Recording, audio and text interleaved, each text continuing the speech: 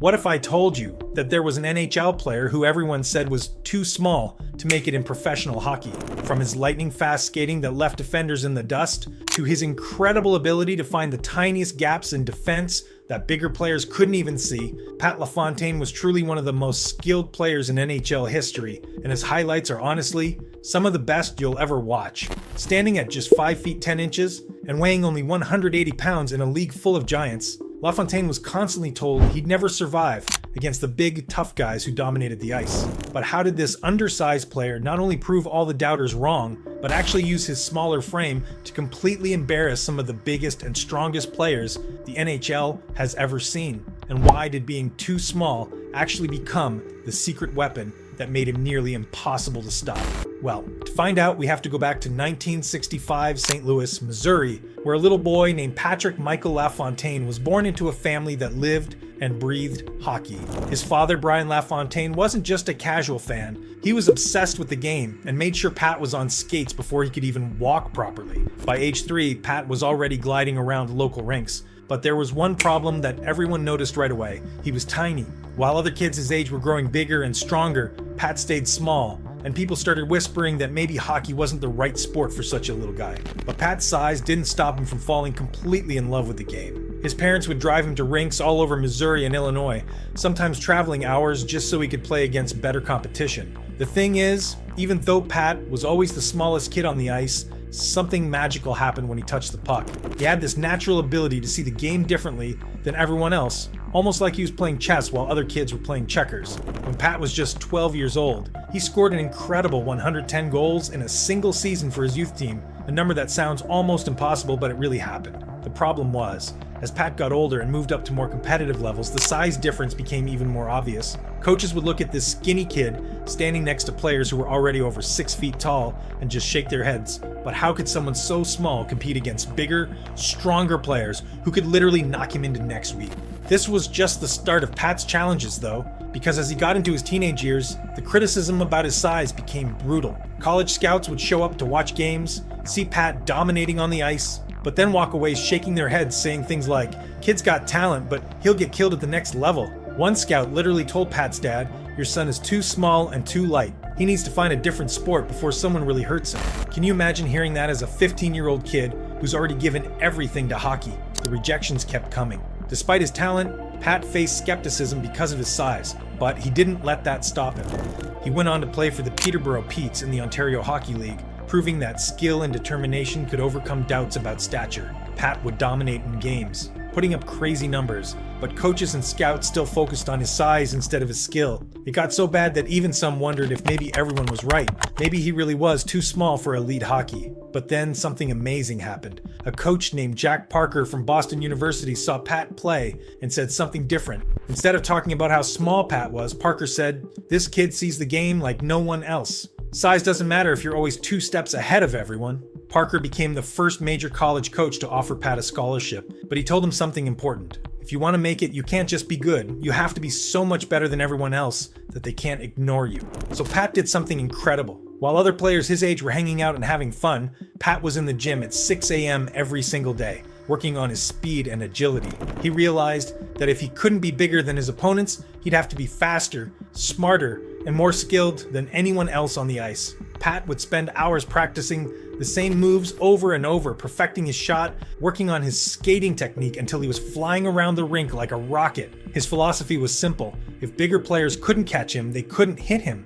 However, Pat was about to shock everyone, because when he got to Boston University in 1983, he didn't just prove the doubters wrong. He absolutely destroyed every record in sight. In his freshman season, Pat scored 30 goals and had 50 assists in just 33 games. Think about that for a second. He was averaging almost 2.5 points per game as an 18-year-old playing against guys who were 22 and 23 years old. The same scouts who had dismissed him just a year earlier were now scrambling to get seats at Boston University games, watching this too small kid make their previous evaluations look completely ridiculous. There was one game against Boston College that changed everything. Pat put on a show that had the crowd roaring and even the opposing team's fans cheering for him. After the game, the Boston College goalie just skated to the bench and told his coach, "I can't see him coming. He's too fast." That game made headlines locally, and suddenly everyone was talking about this small kid from St. Louis who was rewriting the rules of college hockey. The craziest part? Pat was doing things on the ice that bigger players simply couldn't do. He'd squeeze through gaps between defenders that looked impossible, almost like he was made of liquid. By the end of his freshman year, Pat had broken multiple NCAA scoring records and was being called the most exciting player in college hockey. NHL scouts who had previously written him off were now calling him the most skilled player they'd ever seen at the college level. But even with all these incredible performances, there was still one big question mark hanging over Pat's head as the NHL draft approached. Could someone that small really survive in the toughest hockey league in the world? On June 8, 1983, something amazing happened. The New York Islanders, who had just won 4 straight Stanley Cups and knew a thing or two about talented players, shocked everyone by selecting Pat LaFontaine 3rd overall in the NHL draft. 3rd overall, for a guy that half the hockey world still thought was too small. The Islanders' general manager, Bill Torrey, stood up at the podium and said, "We're not drafting his size, we're drafting his skill." Well, those analysts were about to eat their words big time. Pat's rookie season in 1983-84 was absolutely mind-blowing. In his very first NHL game against the Philadelphia Flyers, one of the toughest, most physical teams in the league, Pat scored his first NHL goal early in the game. The Philadelphia crowd, who hated everything about visiting teams, actually started cheering for him. Pat finished his rookie year with 20 goals and 44 assists in 80 games. Veterans who had been playing for 10 years were watching Pat play and just shaking their heads in disbelief. Mike Bossy, one of the greatest goal scorers ever, said, "I've never seen anything like it. This kid makes plays that shouldn't be possible." The thing that drove opposing teams absolutely crazy was that they couldn't figure out how to stop him. Pat would come flying down the ice and defenders would line him up for a big hit, but somehow he'd slip right through their checks like he was a ghost. One opposing coach said, "It's like trying to hit smoke. You think you have him lined up and then he's just gone." Pat had developed this incredible ability to change direction so quickly that bigger players couldn't react fast enough to catch him. By the end of his rookie season, the same people who said Pat was too small were now calling him the most exciting player in hockey. But Pat was just getting started. As Pat's career continued, something incredible was happening. He wasn't just surviving in the NHL, he was absolutely dominating it. During his peak years from 1989 to 1993, Pat put up numbers that seemed impossible for someone his size. In the 1992-93 season alone, he scored 53 goals and had 95 assists for 148 points. That's almost 2 points per game over an entire 84-game season. To put that in perspective, only a handful of players in NHL history have ever hit 148 points in a single season, and most of them were way bigger than Pat. But here's what made Pat's style so deadly.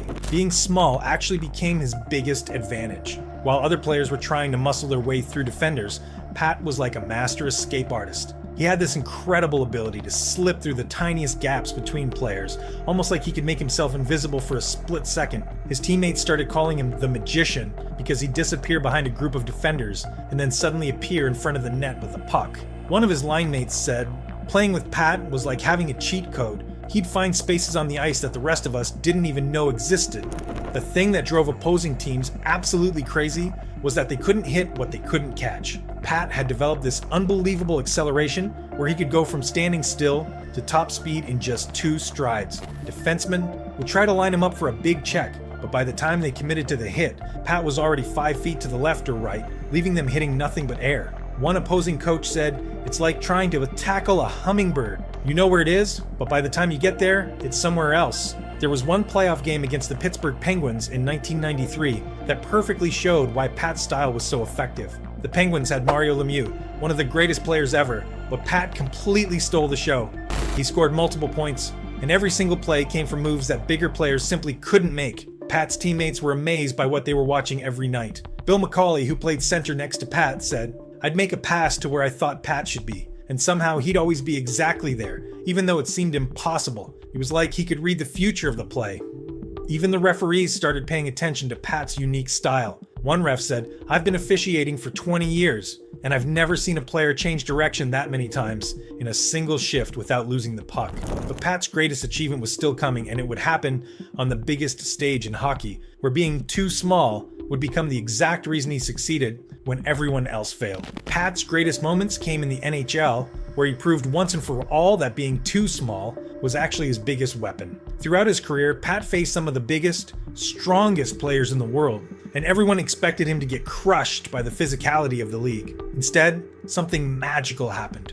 Pat put on some of the most incredible performances of his entire career, showing time and again that skill, speed, and hockey intelligence could overcome size and strength. His ability to weave through defenders, make impossible plays, and score in clutch moments earned him the respect of teammates and opponents alike. Though Pat never played in the Olympics, his NHL career was filled with moments that changed how the hockey world looked at smaller players. He proved that skill, speed, and intelligence could beat size and strength every single time. His legacy remains a testament to overcoming doubts and redefining what it means to be a dominant player in the toughest hockey league in the world. However, being smaller in a physical sport came with serious risks, and unfortunately, Pat's incredible career would be cut short by the one thing that everyone had always worried about: injuries. The same speed and fearless style that made Pat so amazing also put him in dangerous situations that bigger players could handle, but he couldn't. It all started in 1996 during a game against the Pittsburgh Penguins. Pat was flying down the ice at full speed when Francois Leroux, a 6'6" defenseman who weighed 240 pounds, caught him with a devastating check that Pat never saw coming. The hit was so hard that Pat was knocked unconscious before he even hit the ice. When he woke up in the hospital, doctors told him he had suffered a severe concussion that could end his career. But Pat being Pat, he said, "I've been getting hit my whole life. I'll be back." The problem was, the concussion symptoms never really went away. Pat started having constant headaches, dizziness, and memory problems. He'd be in the middle of a conversation and suddenly forget what he was talking about. His wife Brianne said it was heartbreaking watching him struggle with simple things that used to be so easy for him. But Pat refused to give up. He kept playing through the pain because hockey was all he had ever known. Then in 1997, disaster struck again. During a practice session, Pat collided with a teammate and suffered another concussion, this one even worse than the first. Doctors told him that if he kept playing, he could suffer permanent brain damage or even die. Pat's response: "I can't imagine my life without hockey. I have to keep playing." He tried to come back multiple times, but each time he got on the ice, the symptoms would return. His balance was off, his vision was blurry, and worst of all, his incredible hockey sense, the thing that had made him special, was starting to fade. The final blow came in the 1998. Pat was playing for the New York Rangers when he took what seemed like a routine hit along the boards, but this time, he couldn't get up. The concussion symptoms were so severe that Pat couldn't even walk in a straight line. Team doctors told him something no athlete ever wants to hear: "Your career is over. If you play another game, you might not come home to your family." At just 33 years old, when most players are still in their prime, Pat LaFontaine was forced to retire from the game he loved more than anything in the world. The kid who had overcome every obstacle, who had proven that being too small was actually an advantage, and was finally beaten, not by bigger players, but by the cumulative damage of years of hits that his smaller body simply couldn't absorb anymore. When Pat finally retired in 1998, the hockey world realized they had just lost something truly special. In his 15-year career, Pat had scored 468 goals and 545 assists for 1,013 points in just 865 games. But those numbers don't even tell the whole story. Pat had completely changed what it meant to be a hockey player. Before him, scouts would automatically cross smaller players off their lists. After watching Pat dominate for over a decade, teams started looking for skill and speed instead of just size and strength. The impact Pat had on the game was incredible. In 2003, he was inducted into the Hockey Hall of Fame, and during his speech, he said something that perfectly captured his journey. To every kid who's been told they're too small, too slow, or not good enough, don't listen to them. The only limits are the ones you put on yourself. The crowd gave him a 5-minute standing ovation, and there wasn't a dry eye in the house. But Pat's real legacy was the door he opened for future generations of smaller players, guys like Martin St. Louis, who was 5 feet 8 inches and won multiple scoring titles, always said that Pat showed him it was possible. Pat LaFontaine proved that heart and skill could beat size every time, St. Louis said. Without him, players like me never would have gotten a chance. Today, when you watch the NHL, you see smaller, faster, more skilled players everywhere. Guys like Johnny Gaudreau, who's 5 feet 9 inches and 165 pounds, or Connor Bedard, who's lighting up the league at just 5 feet 10 inches. These players exist because Pat LaFontaine proved 30 years ago that being too small was actually an advantage if you were smart enough to use it. The crazy part is, Pat's influence went way beyond just hockey. He became a symbol for anyone who had ever been told they weren't good enough because of how they looked or what other people thought their limitations were. Youth hockey programs across North America started focusing more on skill development instead of just physical size, and scouts began looking for Pat LaFontaine types, players who could think the game at a higher level, Even today, when NHL coaches talk about the perfect hockey player, they don't describe someone who's 6 feet 4 inches and 220 pounds. They describe someone who plays like Pat LaFontaine, fast, smart, and impossible to predict. Pat didn't just change hockey, he changed how we think about what it takes to be great at anything. So the next time someone tells you you're too small, remember Pat LaFontaine. Remember the kid from St. Louis who was told he'd never make it in hockey because he didn't fit the mold of what a professional athlete was supposed to look like. Pat proved that your biggest weakness can actually become your greatest strength if you're willing to work harder than everyone else and never give up on your dreams. The truth is, being different isn't a disadvantage, it's what makes you special.